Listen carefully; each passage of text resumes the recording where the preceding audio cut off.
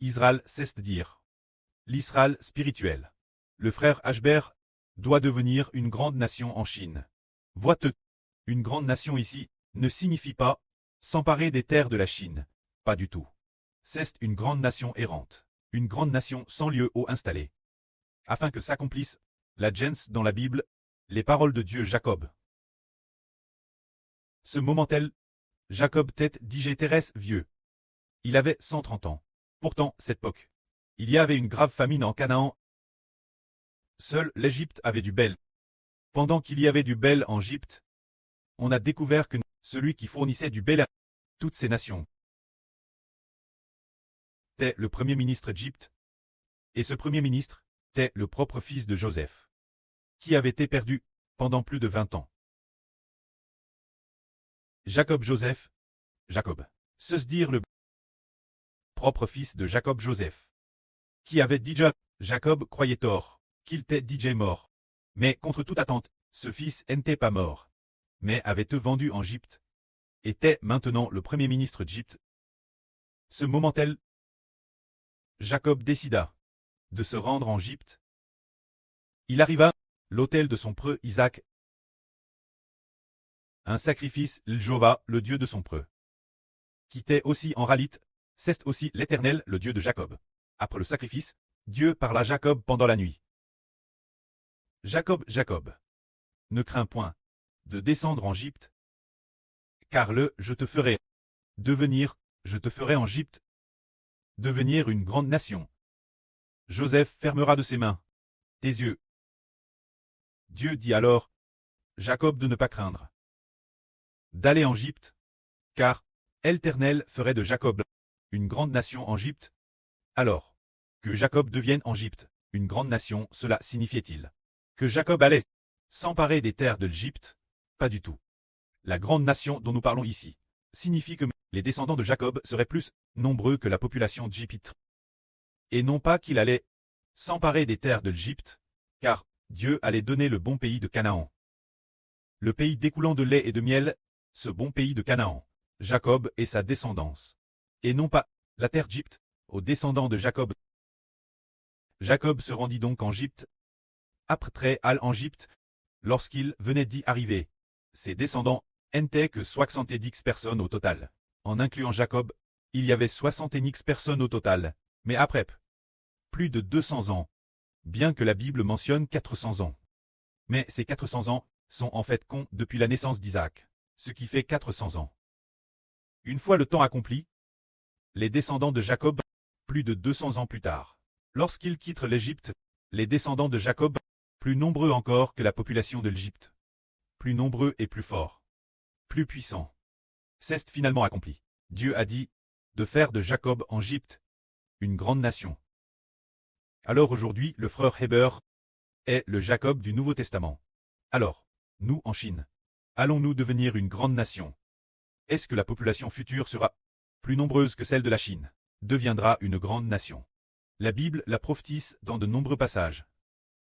La descendance de Jacob, aussi nombreuse que l'étoile du ciel, et le sable de la mer. Si quelqu'un pouvait compter les grains de sable de la terre, alors seulement il pourrait compter la descendance de Jacob. Cette prophétie doit s'accomplir dans l'Israël du Nouveau Testament. Et la Chine est justement aussi l'Égypte, l'Égypte spirituelle. C'est pourquoi la nation d'Israël spirituelle doit en Chine devenir une immense nation. L'esprit du pré a seulement parlé des présidents de deux pays, dans le RVE du frère Héber, ou par des paroles spirituelles.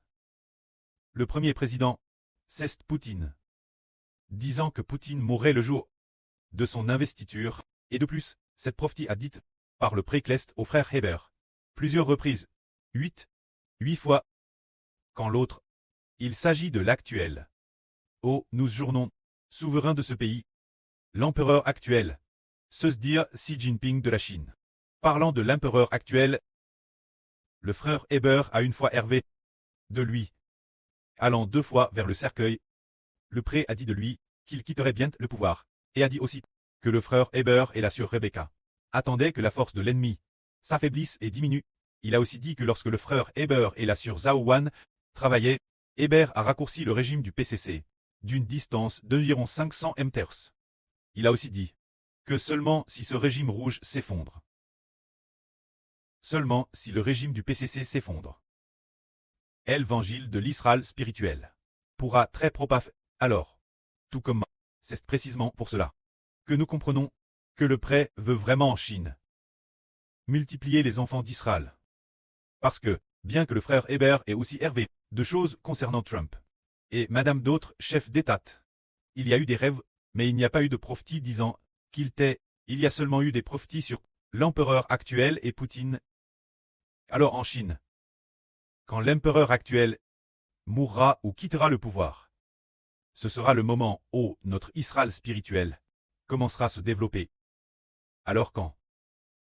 Jusqu'en faudra-t-il attendre pour que l'Israël spirituel se développe officiellement?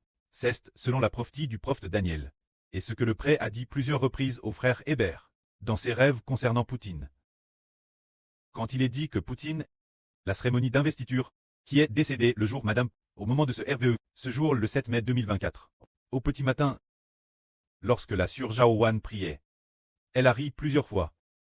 Chaque fois pendant plusieurs minutes, elle n'a pas hâte de rire, sans pouvoir s'arrêter, ce genre de rire, depuis son enfance. Elle n'avait jamais ri comme elle. Elle riait de manière terrestre exagre, terrestre fort, au point que le lit sur lequel elle était assise tremblait violemment. Alors elle ne comprenait pas non plus quelle en était la raison.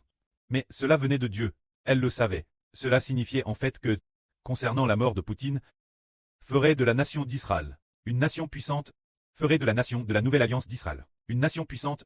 Par conséquent, l'Esprit de Dieu a fait rire la Sœur Zhao d'un rire qu'elle ne pouvait pas comprendre, ni expliquer, mais qui cachait les ministres du futur, puisque Poutine est déjà mort, en attendant que commence la division de la Russie. Ce sera le moment où la nation d'Israël commencera à se lever.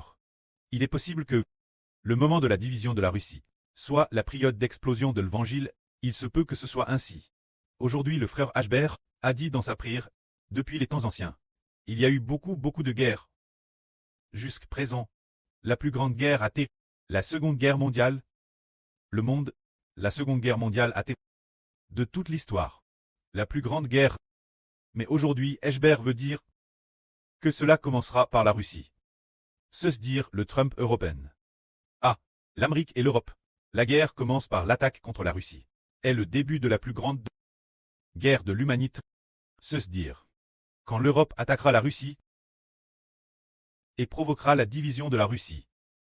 Ce sera alors, selon les prophéties bibliques, le début de la plus grande guerre. Après cela, cela ne s'arrêtera plus. Une nation contre une nation, un royaume contre un royaume. C'est à partir du moment où la Russie commencera à se diviser, de diviser la Russie et puis de provoquer en Russie le roi du Sud contre le roi du Nord. Lors de cette guerre, qui commence, il y aura une grande guerre mondiale. Ce sera le début de la fin du monde. Ainsi nous comprenons Ken Ralit. Le début de la guerre de la fin du monde commence par le royaume décrit comme en partie de fer et en partie d'argile. Se dire. Le royaume décrit comme semblable au fer, qui commence à se diviser. Au moment où il commence à se diviser, c'est pour faire se lever le royaume de Dieu. Commencer à s'établir, au moment où il commence à se construire, comme Hébert vient de le dire. Nous aurons ici en Chine beaucoup d'enfants. Au début, nous disions que bâtir la nation, c'est composer des chants. Alors ces chants, le précleste ne veut que 144 000 chansons. Le Seigneur le dit aussi. Juste 144 000 chansons, construites en. Alors il semble que le royaume d'Israël devienne une grande et puissante nation. Le moment est venu. Alors maintenant nous n'avons que plus de 40 000 chansons. Cette construction n'a que plus de 40 000 chansons. Alors, c'est dans ce processus que nous construisons constamment la nation. Se dire faire augmenter la population. Se dire faire d'un groupe qui n'avait au départ que quelques dizaines de frères et sœurs. Un petit groupe de personnes, devenir une grande et puissante nation. Une grande et puissante nation, c'est avoir une population assez nombreuse, plus nombreuse que toutes les nations et tous les peuples. Finalement, si nombreuse qu'avec le monde, ils deviennent ennemis. Pour finalement détruire le monde, c'est ce que le prêt a prophétisé. Alors, finalement, notre prêt, le moment venu. Il nous aidera à détruire toutes les nations et tous les peuples. Mais, avant que la fondation de la nation n'arrive, avant que cette nation ne soit construite, le peuple de Dieu sera persécuté et traversera de grandes souffrances. Jusqu'à ce que la septième trompette sonne. Jusqu'à ce que Dieu le temps fixe soit venu, Dieu donnera alors le pouvoir politique. Israël. Alors, les enfants Israël, lui, commencera à utiliser le pouvoir politique pour riposter. Par exemple, la Chine attaquant les États-Unis. Alors, les deux pays doivent avoir un pouvoir politique et une arme, se dire qu'ils doivent avoir de l'autorité pour pouvoir attaquer. Mais maintenant, d'ici la grande tribulation, nous n'avons fondamentalement aucune force pour riposter, et nous ne ripostons pas. Les autres nous fouettent constamment, nous amenent constamment devant les chefs d'État, devant des secrétaires ou devant des rois et des gouverneurs, pour demander pourquoi. Croyez-vous en Hébert? Demandez pourquoi. Vous croyez en Christ? Demandez pourquoi. Dites-vous qu'il y aura un royaume des cieux. Ils nous le demandent constamment. C'est justement l'occasion de témoigner pour eux, de témoigner pour le Seigneur Christ. Quand vient le temps de témoigner pour le frère Hébert, est venu, mais parce que nous sommes constamment aimants captifs par les autres, dans cet endroit ou dans cet autre endroit, afin que s'accomplisse dans la Bible, le livre d'Ésaïe, il est dit plusieurs endroits, que les descendants de Jacob seront aimants captifs. Dans toutes les nations, Jacob cesse de dire, les descendants du frère Hébert seront aimants captifs. Dans divers pays, et vers divers peuples, jusqu'au temps fixe par Dieu. Et après cela, ce n'est qu'alors que Dieu rassemblera les enfants d'Israël pour retourner la maison cleste. Il faudra attendre que la grande tribulation arrive, pour que Dieu commence à rassembler. Avant que la grande tribulation n'arrive, Dieu permet seulement aux enfants d'Israël de se multiplier continuellement, mais dans les flagellations, et de se multiplier dans l'affliction. Tout comme les enfants de Jacob, les enfants d'Israël, lorsqu'ils étaient en Égypte, ce moment-tel, il leur était seulement permis de se multiplier, tandis que l'Égypte les persécutait continuellement. Guerre l'argile et fabriquer des briques, faire toutes sortes de travaux forts, dans un labeur et des difficultés constants. Trait des esclaves, et plus ils étaient esclaves, plus la population augmentait, jusqu'à ce que le temps fixe par Dieu arrive. Le temps accompli, le temps fixe par Dieu. Avec Abraham, temps arrive, il allait envoyer son serviteur Mose pour conduire les Israélites hors d'Égypte. Au moment de la sortie d'Égypte, il s'est découle exactement, depuis le jour où Abraham acquit sa patrie, jusqu'au jour de la sortie d'Égypte, une période de 430 ans exactement. Le jour où s'accomplir. Ces 430 ans, se dire, le jour Madame Abraham avait quitté sa patrie, les Israélites quittent l'Égypte comme une arme. De la Madame manière, le précleste veut établir le frère Hébert comme preux des nations, preux de la patrie, tout comme Abraham, et aussi Isaac, et aussi Jacob. Le précleste a fait alliance avec Hébert. Il faudra attendre que la grande tribulation arrive, pour que Dieu rassemble officiellement Israël.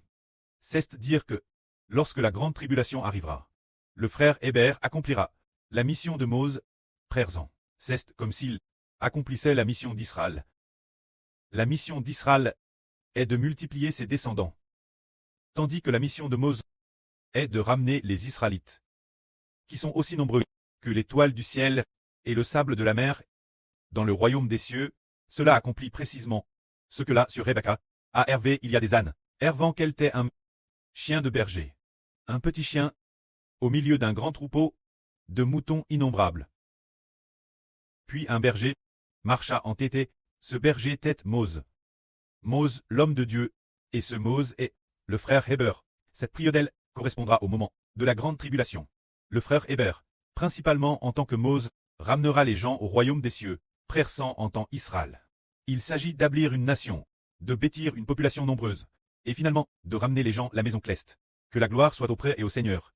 Amen.